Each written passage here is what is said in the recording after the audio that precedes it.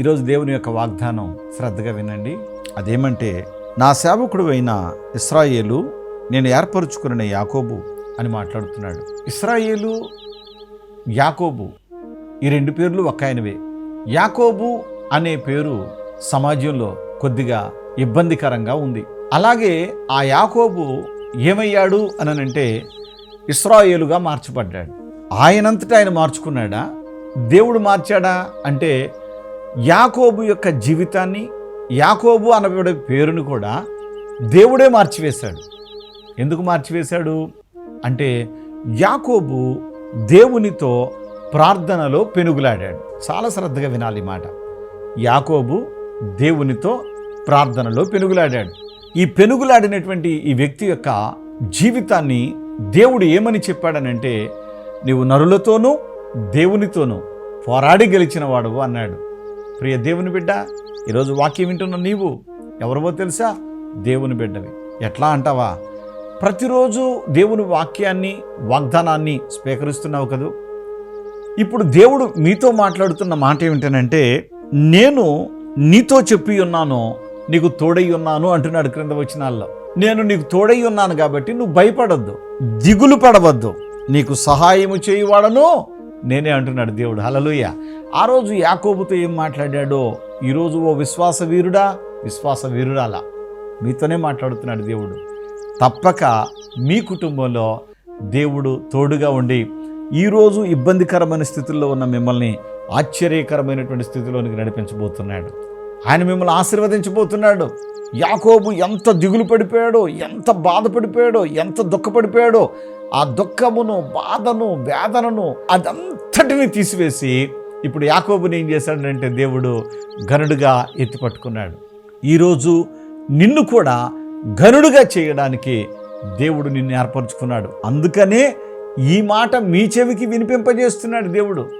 మీరు వింటున్నారు. రానున్న కాలం మీరు నిశ్చయముగా ఆశీర్వదించబడతారు.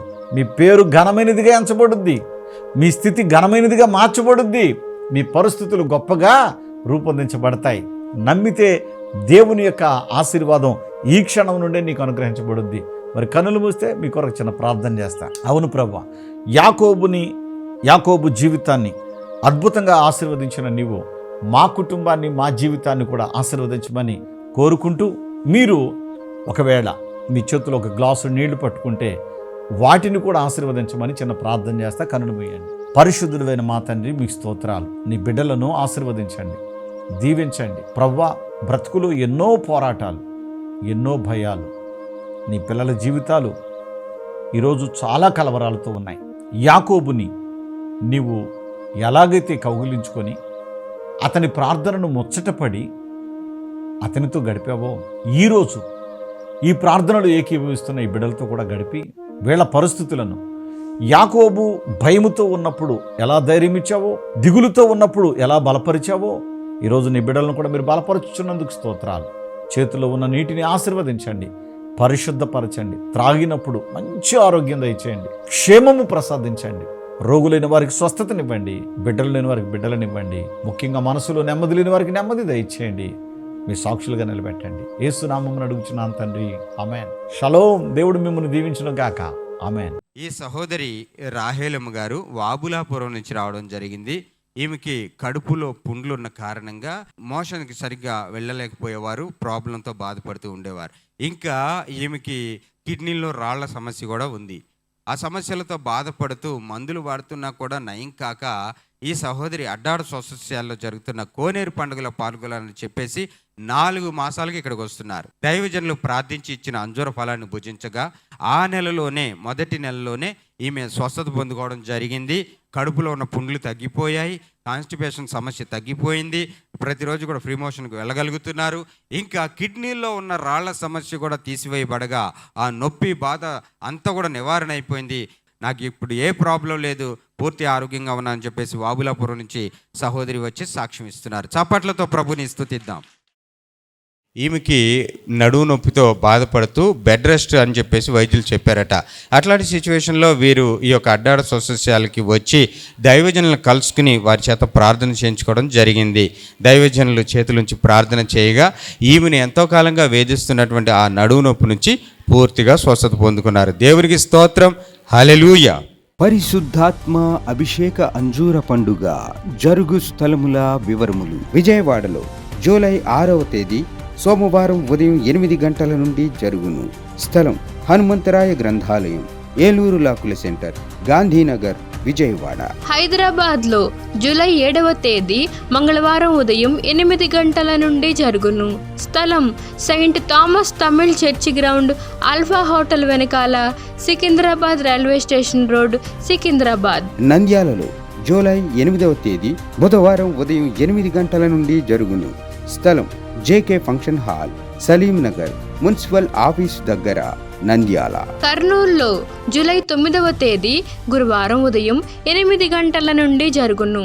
స్థలం YMCA గ్రౌండ్, రాజ్ థియేటర్ ఎదురుగా, RS రోడ్, కర్నూలు. అడ్డాడలో జూలై 12వ తేదీ ఆదివారం ఉదయం 9 గంటల నుండి జరుగును. స్థలం సిల్వ మిషన్ స్వస్థతశాల, గుడివాడ పామర్రు మధ్యలో, అడ్డాడ. ఒంగోలులో జూలై 13వ తేదీ సోమవారం ఉదయం 8 గంటల నుండి జరుగును.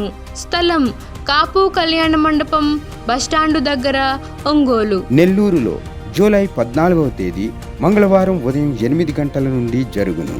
స్థలం GPR గ్రాండ్, ముత్తుకూరు గేటు దగ్గర, మినీ బైపాస్ రోడ్, నెల్లూరు. వినుకొండలో జూలై 14వ తేదీ మంగళవారం ఉదయం 8 గంటల నుండి జరుగును. స్థలం గంగినేని గార్డెన్స్, నర్సరావుపేట రోడ్, పల్నాడు జిల్లా. మాచెర్లలో జూలై 15వ తేదీ బుధవారం ఉదయం 8 గంటల నుండి జరుగును. స్థలం మానుకొండ కళ్యాణ మండపం, మున్సిపల్ ఆఫీస్ దగ్గర, మాచెర్ల, పల్నాడు జిల్లా. ఆదోనిలో జూలై 16వ తేదీ గురువారం ఉదయం 8 గంటల నుండి జరుగును. స్థలం international function hall, 2 town police station ప్రక్క రోడ్, SKD కాలనీ, ఆదోని. గుంటూరులో జూలై 19వ తేదీ ఆదివారం మధ్యాహ్నం 3 గంటల నుండి జరుగును. స్థలం LEM high school ground, lodge centre, Brodipet, Guntur. తాడేపల్లిగూడెంలో జూలై 20వ తేదీ సోమవారం ఉదయం 8 గంటల నుండి జరుగును. స్థలం Renuka function hall, flyover bridge ఎదురుగా, కొండయ్య చెరువు రోడ్, కడగట్ల, తాడేపల్లిగూడెం. విశాఖపట్నంలో జూలై 21వ తేదీ మంగళవారం ఉదయం 8 గంటల నుండి జరుగును.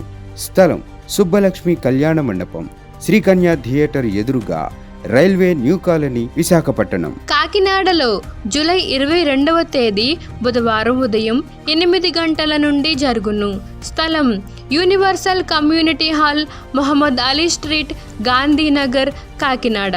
నరసరావుపేటలో జూలై 22వ తేదీ బుధవారం ఉదయం 8 గంటల నుండి జరుగును. స్థలం paradise function hall, Ravipadu road, hotel 6 ఎదురుగా, నరసరావుపేట, పల్నాడు జిల్లా. బాపట్లలో జూలై 23వ తేదీ గురువారం ఉదయం 8 గంటల నుండి జరుగును. స్థలం MSR కళ్యాణ మండపం, జమ్ములపాలెం రోడ్, బాపట్ల. ఏలూరులో జూలై 26వ తేదీ ఆదివారం మధ్యాహ్నం 2 గంటల నుండి జరుగును. స్థలం గిరిజన భవన్ ఫంక్షన్ హాల్, కొత్త బస్టాండు దగ్గర, జన్మభూమి పార్క్ ఎదురుగా, ఏలూరు. మార్పును గమనించగలరు. రాజమండ్రిలో జూలై 27వ తేదీ సోమవారం ఉదయం 8 గంటల నుండి జరుగును. స్థలం Lutheran church ground, Jampeta, church gate, Apsara theatre దగ్గర, రాజమండ్రి. అనంతపురంలో జూలై 27వ తేదీ సోమవారం ఉదయం 8 గంటల నుండి జరుగును. స్థలం Shri Padmavati function hall, old Ramana Ramesh theatres, old town, Anantapuram. నూజివీడులో జూలై 28వ తేదీ మంగళవారం ఉదయం 8 గంటల నుండి జరుగును. స్థలం కృష్ణా విలాస్ ఫంక్షన్ హాల్, బంగినపల్లి తోట, Krishna Vilas Nagar, opposite Saint Thomas high school road, Nuzvid, Eluru జిల్లా.